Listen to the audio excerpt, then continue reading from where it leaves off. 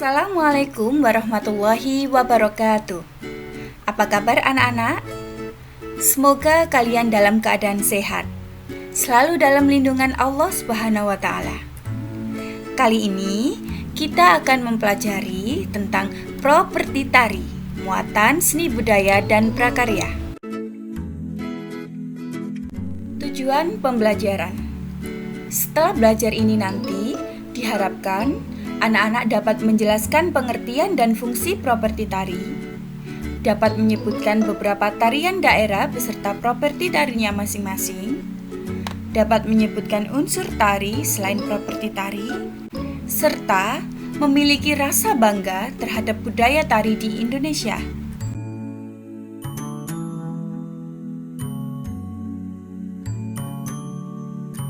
Perhatikan, ini adalah contoh benda-benda yang biasanya digunakan sebagai properti tari. Ada topeng, piring, selendang, payung, dan ada beberapa benda yang lainnya. Nah, apa properti tari itu? Properti tari adalah benda yang digunakan sebagai alat, media, atau perlengkapan pada pementasan tari.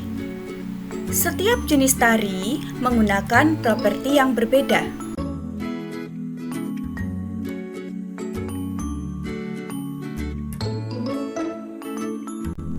Apa dasar pemilihan suatu benda digunakan sebagai properti tari? Suatu benda bisa digunakan sebagai properti tari apabila memiliki ciri khas dari tari tersebut, mendukung tema yang ditampilkan, tidak merubah makna atau tetap menggambarkan makna gerakan tari, tidak menghambat gerakan tari yang dipentaskan, menyatu dengan gerakan, pakaian, dan makna dari suatu tarian. Intinya, dasar pemilihan suatu benda digunakan sebagai properti tari berdasarkan kesesuaian benda dengan tema dan makna. Apa fungsi properti tari itu? Fungsi properti tari adalah menambah nilai estetika atau keindahan tarian yang ditampilkan, sebagai media dalam penggambaran tema, menyampaikan ide, pesan, atau makna dari tarian yang dipentaskan, sehingga mudah dipahami oleh penonton.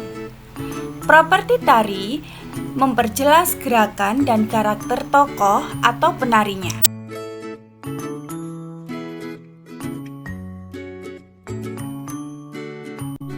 Sekarang kita perhatikan beberapa tarian daerah ini ya. Kemudian sebutkan properti yang digunakan. Yang pertama adalah tari piring. Tari piring ini berasal dari Sumatera Barat. Apa properti tari piring? Ya, sesuai dengan namanya, properti tari piring adalah piring. Kemudian ada tari lilin. Properti yang digunakan adalah lilin dan piring kecil.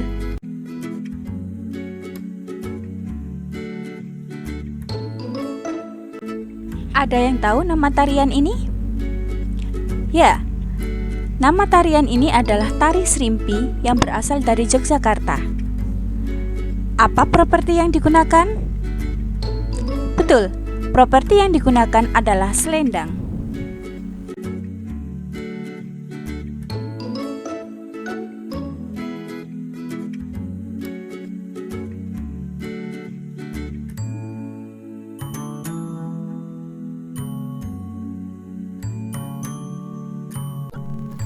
Nah, kalau yang ini namanya tari baksa kembang.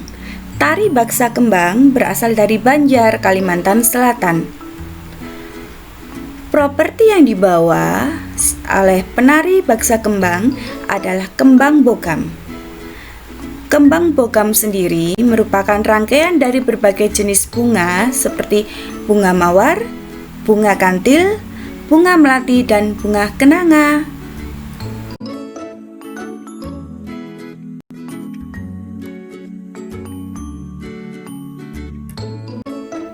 Siapa yang pernah melihat tarian ini? Tari ini berasal dari Jawa Timur loh. Tepatnya dari daerah Kediri. Namanya adalah tari jaranan. Jaranan, nama lainnya adalah kuda-kudaan. Seperti namanya, properti yang dibawa berarti kuda tiruan. Kuda tiruan itu terbuat dari anyaman bambu. Selain itu, para penari juga membawa pecut atau cambuk.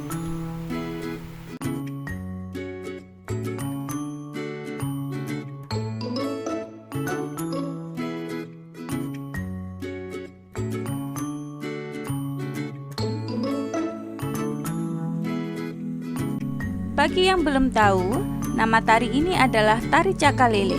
Tari cakalele berasal dari Maluku. Tari ini bertema kepahlawanan atau keberanian. Properti yang digunakan adalah senjata, yaitu parang dan tameng. Tamengnya bernama Tameng Salawaku.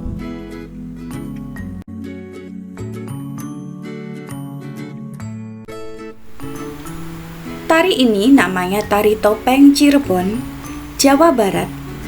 Properti utamanya adalah topeng. Topengnya memiliki beberapa karakter loh, sesuai dengan makna tariannya nanti. Untuk sampur, keris, gelang kaki, dan tangan merupakan pelengkap kostum.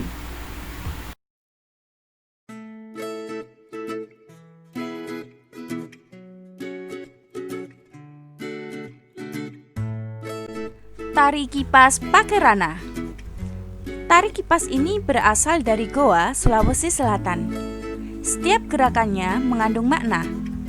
Properti yang digunakan adalah kipas. Untuk kalung, gelang, dan lipak sabe merupakan perlengkapan kostum.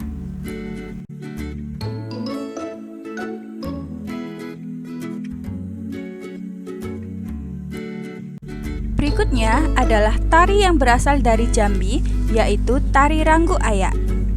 Properti yang digunakan pada tari Ranggu Ayak adalah rebana kecil. Nah, sekarang apakah kalian bisa menunjukkan properti apa yang digunakan pada tari payung dan tari jangger yang berada di samping gambar tari Ranggu Ayak ini? 1, 2, 3. Iya, tari payung menggunakan properti payung dan selendang. Sementara tari jangger yang berasal dari Bali menggunakan properti kipas dan selendang.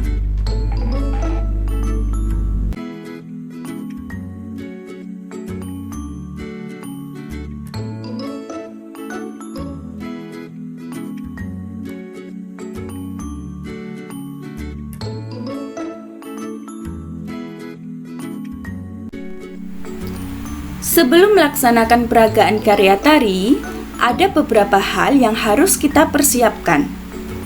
Tujuan persiapan yaitu agar peragaan karya tari berhasil dengan baik dan pantas untuk ditampilkan di depan orang lain sesuai dengan makna atau pesan yang akan disampaikan pada tarian tersebut. Hal-hal tersebut adalah yang pertama, menentukan bentuk karya tari. Ada karya tari tunggal dan ada karya tari yang berbentuk pasangan atau kelompok. Yang kedua, menentukan jumlah penari. Yang ketiga, memilih properti tari. Keempat, menentukan iringan. Kelima, memilih busana tari. Sekarang kita akan bahas apa saja unsur tari itu.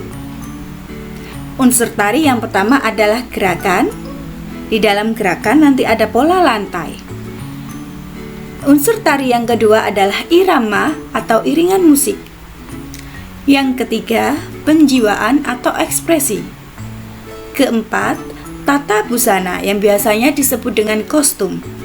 Dan tata rias.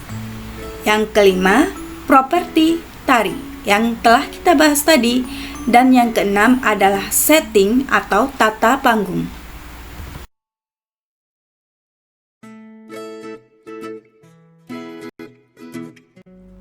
Nah, kalau yang ini namanya tari apa? Iya, ini adalah tari merak dari Jawa Barat. Perhatikan foto pementasan tari merak yang ada. Para penari memperhatikan unsur-unsur tari. Properti apa yang mereka gunakan? Mereka menggunakan sampur dan sayap. Mereka menggunakan kostum dan tata rias yang sesuai dengan tema tarian. Seperti halnya burung merak, gerakan mereka ada yang mengepak-ngepakkan sayap. Perhatikan yang ada di belakang mereka ada penabuh gendang. Para penabuh ini bertujuan untuk mengiringi musik.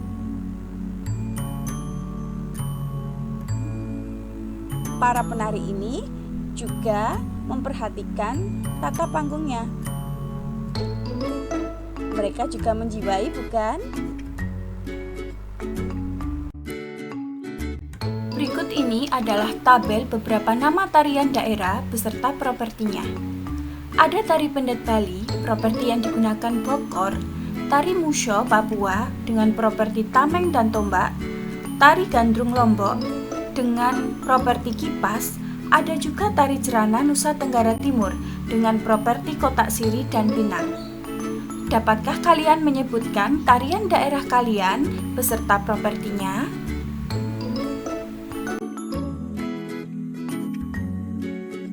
Keragaman tari menjadi kekayaan budaya di Indonesia. Kita harus bangga.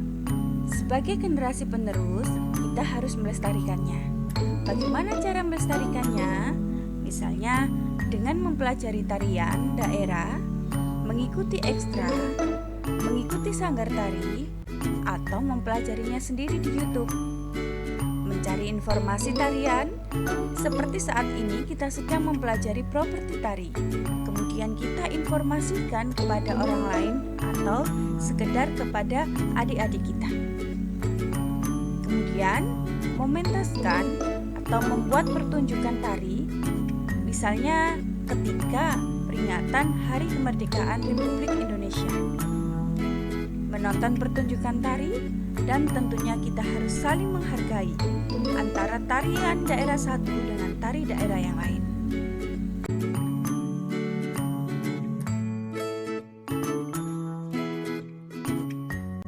Alhamdulillahirrabbilalamin. Sekian, terima kasih atas perhatiannya. Semoga bermanfaat. Tetap semangat belajar ya. Wassalamualaikum warahmatullahi wabarakatuh.